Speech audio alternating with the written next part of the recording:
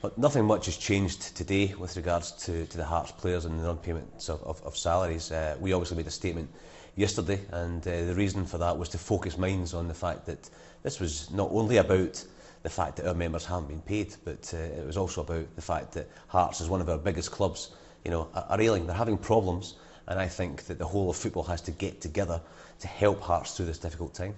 How worried are you, given that it's now 23 days since their November payment was due and they haven't been paid since November 4th? Yes, and November the 4th was a wage that was due on October the 16th, so this time next week we'll be at December the 16th, and that's when the next payday is, and at that point it's 2 months behind, and it is a concern. I know that the board of Hearts Football Club are working very hard to try and find funding from their holding company, and if that's not forthcoming, it is difficult for the current Hearts board to do anything. But that just leaves our members in the middle of a situation where they're the ones that are expected to turn up and to play and to continue as normal. And the longer it goes without wages, the more serious the situation becomes. And that's why I've asked for the SPL and the SFA to become involved, to intervene in some way, even if it's not formally, to try and just initiate talks to try and find a way for Hearts to go forward. The SPL issued a statement saying that they can't get involved until a complaint is forthcoming. Is that good enough from your point of view?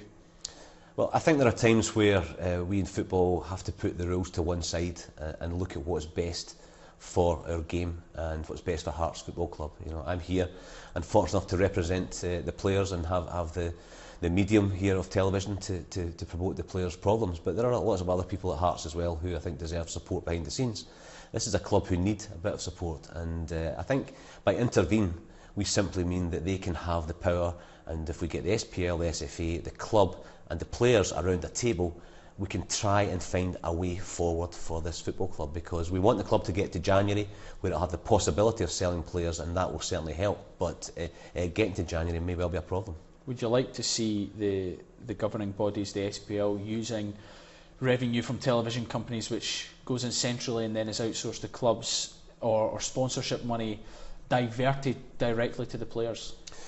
Well, I'm not sure if that's possible to be diverted directly to the players, but with the willingness from the club and the players and the governing bodies, I'm sure something can be done. It's difficult to go into specifics at this very moment, but there's certainly ideas that I would like to float to all parties that might involve a sacrifice from the players, from the club, and security's been met by the governing bodies.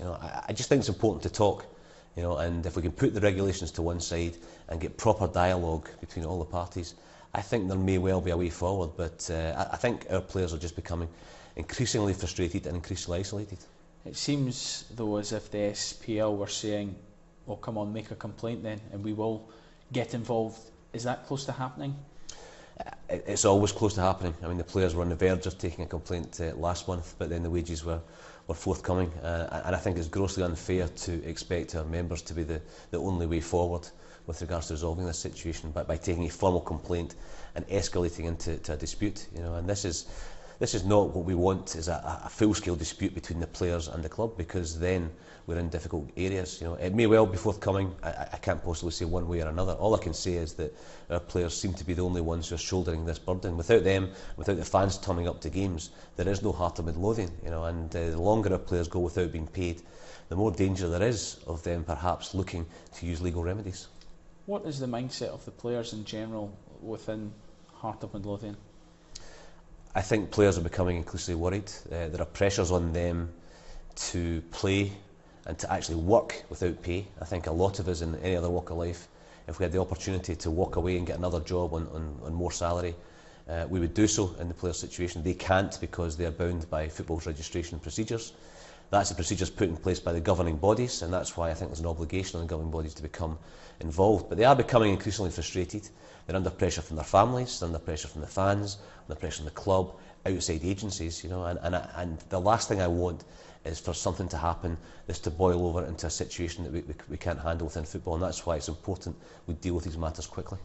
Obviously, football players, many people think they're well paid. Everything's all relative. There is financial problems in this country, but what pressures are put on them financially? For example, mortgages and bills to be paid. Is that something that's quite prevalent here? Well, it's becoming live, and I think the players are very conscious of the fact that there are many people experienced financial difficulties across the country, and they've no wish to put a sob story out and poor us, because there are many people in a worse state. But of course it's going to bite. It's starting to bite already. We also have issues over players who are going to be asked to perhaps play tomorrow with the chance of an injury, and that injury could affect their career longer term should something happen to the club in the new year and the players are injured and without employment. There are currently players who need medical interventions, and at the moment there's no money for that as well. So there are all these issues that are live and are just increasing the frustrations, and I still hope we can find a resolution to this matter. But as we get closer and closer to January, the longer the players go without being paid, the more likely in January they're going to use FIFA's regulations and the terms of their contract, and that's not a route that we wish to go down as a players' union, but we are duty bound to advise our members on. Article 14, I think, is what you're referring to. Tell us briefly what that would mean in terms of trying to terminate their contracts. Well, essentially, under FIFA regulations, players would be able to unilaterally terminate their contracts with just cause. Now, just cause is a very vague phrase, and that would have to be proven in front of FIFA's disputes resolution chamber at some point further down the line. But should it get into January, then the club may not be able to ask for a compensation fee or a transfer fee for these players, and it's vital for us as players and us as a union representing the good of the game that Hearts are able to sell players and are able to generate the revenue, lower their wage bill, bring in income from transfer fees and use that money to help pay the players that are left over and get to the end of the season. That's vital for us. But as I said earlier, we're just kind of warning everybody that this is a live issue. Players may well look to remedy the situation by using legal routes. It seems as if Hearts are waiting to January so they can sell players and get high earners off the wage bill. Yeah. Are you confident it will get to that stage? Are you confident that there'll be pay both for November and for December next week?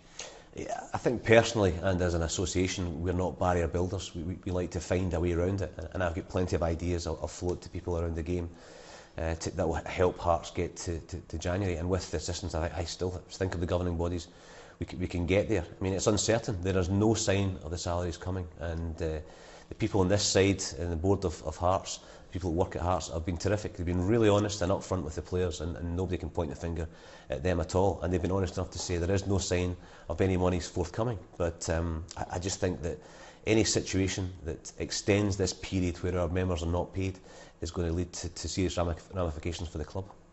Hearts have been open by saying they've had to pay large tax bills, and there is an income shortfall. The players maybe have to look at the bigger picture and say, we might just have to be patient here. We understand the club are going through difficulties. Well, absolutely, and the players are willing to work with the club, and it'd be wrong of me to go into specific ideas and remedies at the moment, but there's a willingness, of course, by us all to sit around the table, but it will require all parties to be part of that, and players may well be willing to look at remedies that will help the club through it, but at the moment I think they have to be paid up to date, and then we can look at the next 6 months. But until they're paid up to date, players can't possibly look at assisting with regards to short-term cash flow. But of course there's a willingness there, always a door open, and we're always willing to discuss matters with the club and anybody else. What's it doing to morale? We've seen the two players arguing with each other in the game last Saturday. They've only won one game in 6. How big an impact is this having now on the football? Well, there's many clubs have financial difficulties, but I think you even see down in England where clubs have gone into administration and players are on half wages, where the morale goes. And it's very difficult to keep that going, and clubs just plummet to the bottom of the league. Players can cope with most things. They can cope with off-the-field turmoil as long as they're getting paid, and there's no doubt it is affecting the morale of the players. They are doing their utmost to be professional. They're in every single day of the week training. They are training afternoons as normal. They are travelling into training. They're playing. They're putting their health, their safety on the line, essentially, by playing. They could pick up an injury, keep it for 2 months, 6 months, 10 months. We'd have Nemanja Vidic is out for the season. That could easily happen to any Hearts player tomorrow. They are doing their utmost, but the longer it goes on, the more the morale is going to sink. And I think the players now are looking for some support elsewhere. From a wider aspect, is there an integrity problem now? You've played for Hearts, you know what the club means and the traditions and histories. This doesn't look good. No, it's not good for our game, and I think the focus too often is on the negative in Scottish football, sadly, and this is another part of it. We have people who work very hard to put on a good product in Scotland. We have very attacking football at the moment. I think all our teams are playing some good football. There's plenty of goals in the SPL, but this just takes the focus away from the good work that's on the field. And my public statements have been few and far between because we operate behind the scenes. This time it's a plea because Hearts are a club that we need in Scotland. They're a proud club. Their fans have been absolutely fantastic over the last few years through all the off-the-field turmoil. I think everybody needs a bit of support, and I think we need to get around the table and discuss this matter, because who knows where Hearts are going to be in a few weeks' time. This is Friday. By Monday, what needs to happen?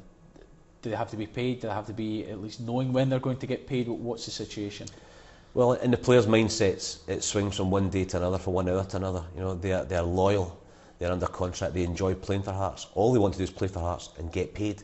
So 1 minute, of course, they're in an uproar and they're angry and they're looking to take legal action against the club. Then, when they sit down, it can swing the other way. So next week, I think, could well be a turning point. I don't think it can go on indefinitely, but you know, for our players, it's about helping them get paid. It's about helping them look to the future, giving them some kind of comfort and satisfaction so that they can continue to play for Hearts Football Club. At the moment, they've been playing for a couple of months without salary, and it's a very, very difficult situation for them. So how it's going to go for the next week or two, I don't know. I'm just purely raising the fact that the legal action, the Article 14 of the FIFA regulations, are live issues. We have to grasp them, make sure the players get paid, and that will enable Hearts in January to sell these players rather than them walking away for free. And just finally, have players been told they can go, and have players had contract extensions? Have they been offered? There's certainly been offers for players to terminate their contracts and to come to compromise agreements, and we've spoken to many of them. But again, from our point of view, if you're doing a compromise agreement and it involves, you know, staged payments of the remainder of your contract, we have to have some sort of security that these are going to get paid, you know, and that's the uncertainty here. So even players that might be quite willing to make a compromise on their contract and accept maybe half of what they're due or whatever to help the club out, you know, it's how do you guarantee these payments are going to get paid? You know, so these are all difficulties that players face.